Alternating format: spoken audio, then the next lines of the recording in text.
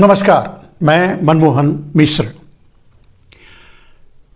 दोस्तों, अब ये समय आ गया है कि हम 2024 के चुनाव के बारे में सोचें और विचार करें। हालांकि हमारा किसी पार्टी से कोई संबंध नहीं है, पार्टी से कोई मतलब नहीं है, राजनीति से बस रिसर्च के अलावा और कोई मतलब नहीं है, और वो भी राष्ट्र के लिए, देश के लिए, देश हित के लिए, न कि किसी लाभ या हानि के लिए। तो बात करते हैं दोस्तों कि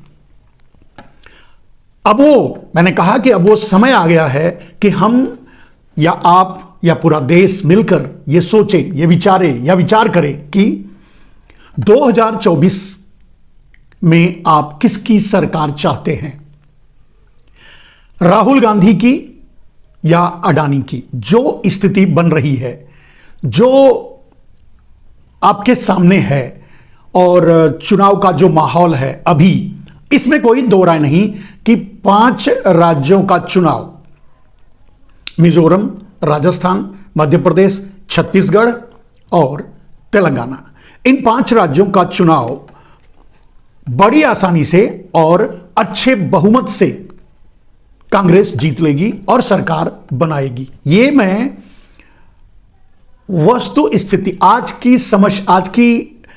की स्थिति को देखते हुए बोल रहा हूं। मैं किसी सर्वे जो लाते हैं, ओपिनियंस पोल जो लाते हैं, उन सब के बारे में देखकर या सोचकर नहीं बोल रहा हूं। मुझे पता है, और इसी बात का तो, यही बात करने के लिए तो हम आपके सामने आते हैं, और यही बात का हम हमेशा रिसर्च करते रहते हैं कि क्या परिस्थिति बन रही है और आगे क्या होने वाला है। अब तक मैंने जो कहा है वही हुआ है। इस बात के लिए मैं गर्व नहीं करता कि मैं जो कहा वही हुआ और ये मेरी बहुत बड़ी उपलब्धि है, ऐसा कुछ भी नहीं है। जो परिस्थितियां चल रही हैं, जिन परिस्थितियों में देश चल रहा है, जिस तरह नरेंद्र मोदी सरकार चला रहे हैं, उसको जब आप देखेंगे तो आप भी बड़ी आसानी से यह बात कह सकते हैं कि इन 5 राज्यों में कांग्रेस सरकार बनाने जा रही है। पहले भी मैं बता चुका हूं कि नरेंद्र मोदी चाहें तो इन 5 राज्यों में भी खुद सरकार बना सकते हैं। उनके पास जो ब्रह्मास्त्र है, ईवीएम, उसके जरिए वो कुछ भी कर सकते हैं अगर चाहें तो। और मैं पहले भी यह भी बता चुका हूं कि वो नहीं चाहेंगे, नहीं चाह रहे हैं। उसके न चाहने का कारण यह है कि उनके लिए इन 5 राज्यों में आज चुनाव जीत करके ईवीएम की हैकिंग के जरिए सरकार बना लेना प्राथमिकता नहीं है, क्योंकि सरकार तो वो जब चाहेंगे इन 5 राज्यों में बना लेंगे 2024 के बाद, अगर वो प्रधानमंत्री बने तो।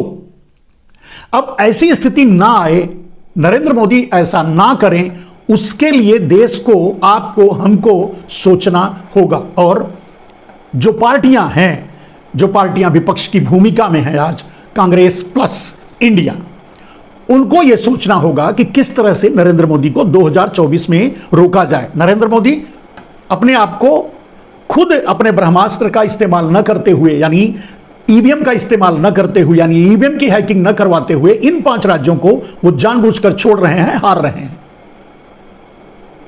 मेरिट पे तो हार ही रहे हैं। चाहे तो हैकिंग करवा के जीत सकते हैं, लेकिन वो हैकिंग नहीं करवाएंगे, नहीं जीतेंगे, क्योंकि उन्हें अपने राइवल्स जो भारतीय जनता पार्टी में है, इन राज्यों में उनको सेटल करना है। उनकी प्राथमिकता आज ये है। इसलिए तो अब कांग्रेस सरकार तो बना लेगी इन 5 राज्यों में, लेकिन अगर कहीं 2000 इसके पहले का चुनाव, कहने का मतलब यह 2024, 2018 में जो हाल हुआ था और कांग्रेस आश्वस्त होने लगी 4 राज्यों में, उस समय जो रिजल्ट्स आए 4-5 राज्यों के चुनाव के, उससे जो आश्वस्त हो गई, खास करके राजस्थान, मध्य प्रदेश और छत्तीसगढ़ को लेकर के जब आश्वस्त हो गई, जिसका परिणाम उसे बाद में भुगतना पड़ा। मध्य प्रदेश जबरदस्ती नरेंद्र मोदी बाद में सरकार बना लिए। कोशिश वो राजस्थान के लिए भी किए, नहीं कर पाए। छत्तीसगढ़ के बारे में शायद वो नहीं सोचे होंगे, लेकिन आगे अब वो स्थिति नहीं रही। नरेंद्र मोदी 2024 में अगर गलती से प्रधानमंत्री बन गए तो देश एक राजनीतिक अराजकता की ओर बढ़ जाएगा। नरेंद्र मोदी जो चाहेंगे वही करेंगे, जिसको चाहेंगे, जितने मुख्यमंत्री रहेंगे, जहां की सरकारें गिरानी उन मुख्यमंत्रियों को उठाकर जेल में डाल देंगे। आरोप कोई हो या ना हो, आरोप उनके लिए मायने नहीं रखता, बिना आरोप के भी उठाकर जेल डाल देंगे। उनके हाथ में ईडी है, सीबीआई है और आईटी है, कोई ना कोई आरोप लगाकर कहीं से कहीं ना कहीं से घेर करके वो जेल में डाल देंगे और वहां की सरकार गिरा लेंगे और फिर से सरकार बना लेंगे। अब प्रश्न उठता है कि इन परिस्थितियों से बचना कैसे है, और वो स्थिति जो 2018 के चुनाव के बाद 2019 से पहले नरेंद्र मोदी ने क्रिएट किया, पुलवामा की घटना करवाकर वो स्थिति फिर से ना बने, उसके लिए क्या करना है। पुलवामा की घटना से नरेंद्र मोदी सिर्फ माहौल बनाए थे, लोगों से वोट मांगे थे, लेकिन वो चुनाव ईवीएम से ही जीते थे। पुलवामा की घटना के बावजूद भी लोग उन्हें वोट नहीं दिए थे, ये अटल सत्य है। अब सवाल यह है कि ऐसा ही काम वो 2024 में भी करेंगे अगर ईवीएम रहा तो पहली बात तो ईवीएम को रोकना है, ये इंडिया को सोचना पड़ेगा, मतलब इंडिया INDI एक गठबंधन को सोचना पड़ेगा कि पहले ईवीएम से निपटना है और फिर नरेंद्र मोदी से। अगर ईवीएम से निपट ले तो नरेंद्र मोदी से आराम से निपट लेंगे, दुनिया की कोई ताकत उन्हें फिर से नहीं जिता सकती। नरेंद्र मोदी चाहें तो एक पुलवामा की जगह 2 पुलवामा करवा दें, तब भी वो चुनाव नहीं जीत पाएंगे, क्योंकि पुलवामा के बाद भी वो चुनाव नहीं जीते थे, चुनाव जीते थे ईवीएम के जरिए।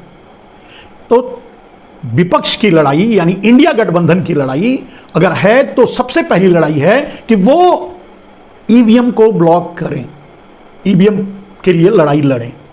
ईवीएम के लिए जरूरत पड़े तो राहुल गांधी एक बार फिर भारत जोड़ो यात्रा निकालें।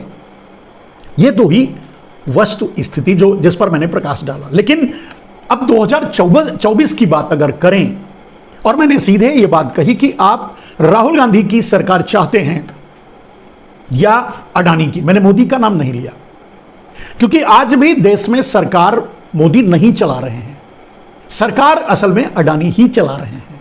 तो अगर आपने और विपक्ष ने, देश की आम जनता ने कहीं थोड़ी सी भी भूल की, गलती की, ईवीएम को छोड़ दिया, ईवीएम को इन 5 राज्यों के चुनाव में ईवीएम को सर्टिफिकेट्स दे दिया कि अगर ये 5 राज्य, अगर ईवीएम में गलत ही होता तो मैं 5 राज्य भी नहीं जीत पाता। अगर ये कांग्रेस और इंडिया गठबंधन सोचने लगेगा तो यही तो नरेंद्र मोदी चाहते हैं कि आप ऐसा सोचें और ईवीएम से ईवीएम से पर उंगली उठाना बंद कर दें, ईवीएम के पर सवाल उठाना बंद कर दें और वो ईवीएम के जरिए चुनाव जीत लें। मैंने अभी भी कहा मेरे दोस्त कि नरेंद्र मोदी एक पुलवामा नहीं 2 पुलवामा करवा डालेंगे, तब भी 2024 का चुनाव नहीं जीत सकते, क्योंकि 80 करोड़ लोग हाथों में कटोरा लेकर के भीख की लाइन में खड़े हैं और उन्हें अब यह एहसास है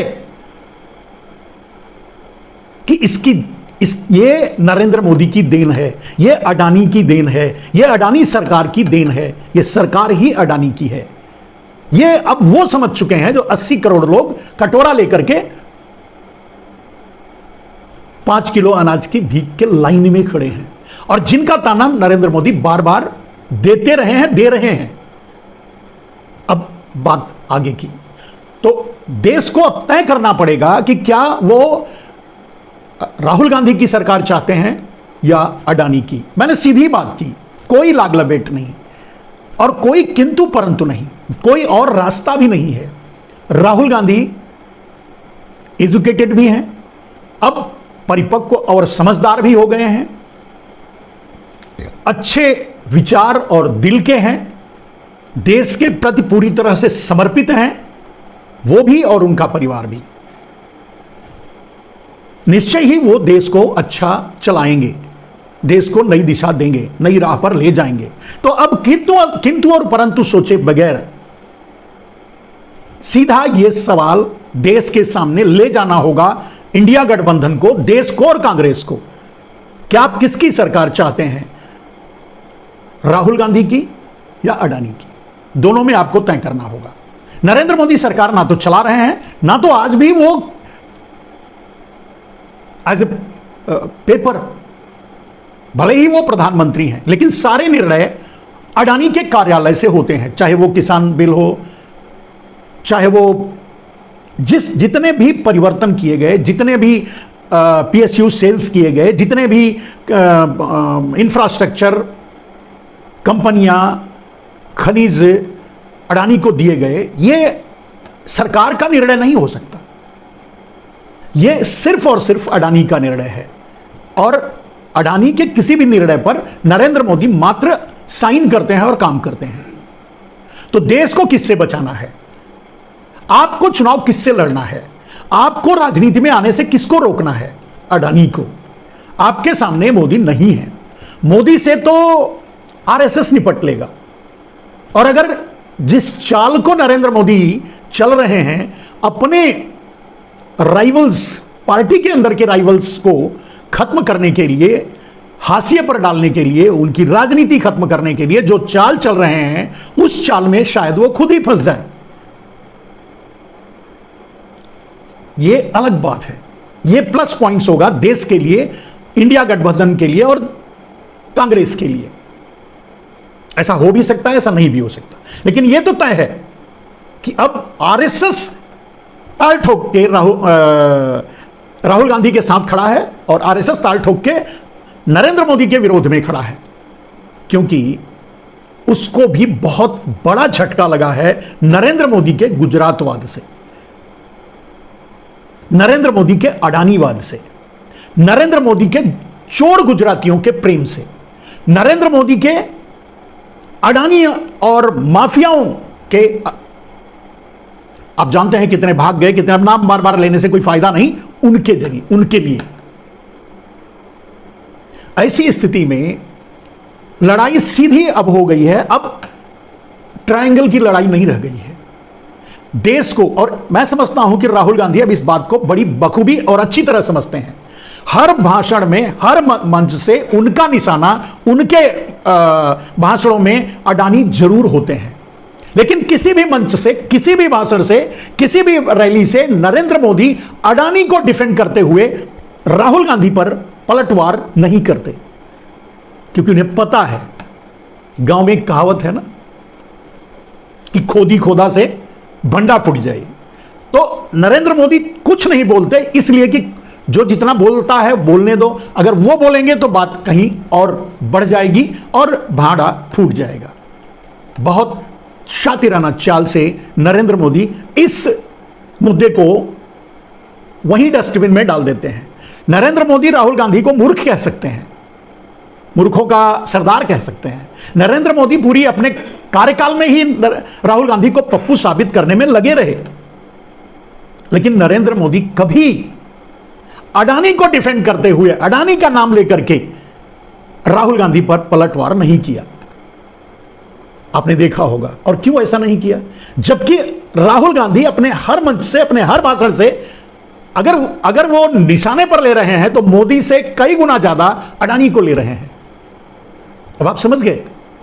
लेकिन इसका बदला नरेंद्र मोदी, जैसे ही ये चुनाव खत्म होगा, जैसे ही 5 राज्यों में कांग्रेस की सरकार बनेगी, जैसे ही कांग्रेस ये भूल जाएगी कि ईवीएम से कुछ नहीं हो सकता, और जैसे ही अगला 2024 का चुनाव होगा, नरेंद्र मोदी चुनाव जीत लेंगे। ईवीएम के जरिए कोई एक घटना जरूर करवाएंगे, सिर्फ माहौल बनाने के लिए, झूठा राष्ट्रवाद तैयार करने के लिए, और उसके जरिए अपनी सरकार बना लेंगे। जैसे ही सरकार बनाएंगे, 1 महीने के अंदर, 1 महीने, उनके निशाने पर एकमात्र अकेले एक पार्टी है, कांग्रेस।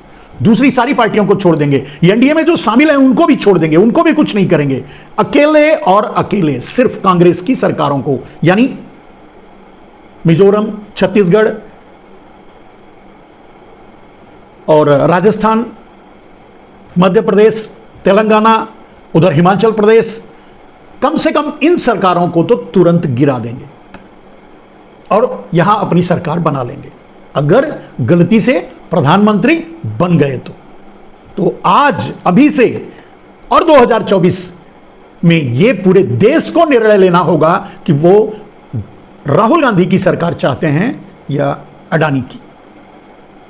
ये आज ही देश को तय करना होगा, ये अब ही देश को तय करना होगा। ये इस चुनाव के खत्म होते होते इस मुद्दे को पर बात करनी शुरू कर देनी होगी कि 2024 में आप किसकी सरकार चाहते हैं, अडानी की या राहुल गांधी की। और मैं चाहता हूं कि पूरा देश इग्नोर करे नरेंद्र मोदी को, अडानी को सामने लाए, अडानी को सामने रखे, अडानी को निशाने पर रखे, क्योंकि अडानी ही सरकार चला रहे हैं। सरकार के असली मालिक अडानी हैं, देश के असली मालिक अडानी हैं। ये आप अच्छी तरह से देख रहे हैं। जितने लोगों पर आरोप लगे सब कहीं ना कहीं डायरेक्टली इनडायरेक्टली अडानी से किसी न किसी वैध और अवैध बिजनेस में जुड़े रहे हैं, चाहे वो ब्रिजभूषण शरण सिंह हो, चाहे वो अभी तोमर कांड जो आया वो हो, और कहीं किसी के खिलाफ कोई कार्रवाई नहीं हुई। जिस तरह बड़े बड़े ड्रग्स के खेप पकड़े जाने के बावजूद अडानी पर कोई संस्था हाथ नहीं डाल पाई, उसी तरह तोमर जैसे लोगों पर भी कभी हाथ नहीं डालेंगे, ना मोदी ना अडानी। क्योंकि मोदी और अडानी पर और तोमर पर जो आरोप लगा रहा है वो सीधे आरोप मोदी पर भी लगा सकता है, अडानी पर भी लगा सकता है, और यही बात नरेंद्र मोदी नहीं चाहेंगे। और इसीलिए ना उस मुद्दे को उठाएंगे, ना उस मुद्दे की बात करेंगे, ना जांच करवाएंगे। भारतीय जनता पार्टी में होने का मतलब ही है कि वो पाक साफ है, भले ही वो बलात्कारी हो। और कहने की जरूरत नहीं है, सीधे सीधे बलात्कार और कत्ल के जुर्म में जेल काटने वाले गुजरात में बाहर आ गए, दंगा करने वाले। और आप देख रहे हैं कि राम रहीम, मैं पहले से ही कह रहा हूं कि जितने भी इंपायर नरेंद्र मोदी ने बनाए थे अपनी ब्लैक मनी के जरिए, पतंजलि, राम रहीम, आशाराम बापू, जग्गी वासुदेव, इधर श्री श्री रविशंकर, और आरएसएस तो उनके कुनबे का ही है, और बहुत से भगवा दलाल जिनको उन्होंने तैयार किया था अपने लिए वोट मांगने के लिए, लोगों को बरगलाने के लिए। राम रहीम अभी पेरोल पर बाहर आए हैं और बलात्कार और कत्ल के जुर्म में सजा पा चुके हैं, केस नहीं चल रहा है। कहने का अर्थ यह है कि भारतीय जनता पार्टी यानी नरेंद्र मोदी यानी गुजरात लाबी हर उस बलात्कारी, व्यभिचारी, भ्रष्टाचारी के साथ खड़ा है जो भारतीय जनता पार्टी से जुड़ा है, जो भारतीय जनता पार्टी का समर्थन करता है।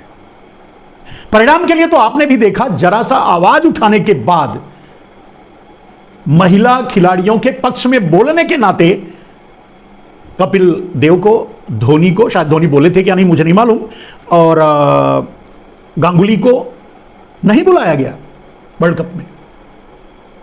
हालांकि वर्ल्ड कप हार करके नरेंद्र मोदी, अब नरेंद्र मोदी ही खेल रहे थे ना, क्योंकि गोदी मीडिया तो वही दिखा रहा था। आप गोदी मीडिया के सारे प्रोग्राम्स देख लीजिए।